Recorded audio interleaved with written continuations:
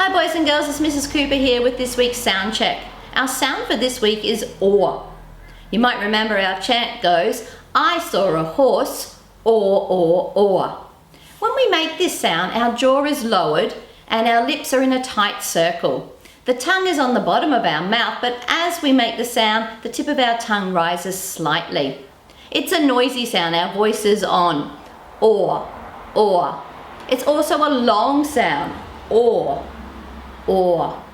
It's not a nose sound, so I can hold my nose and still make the sound. Or. I saw a horse, or.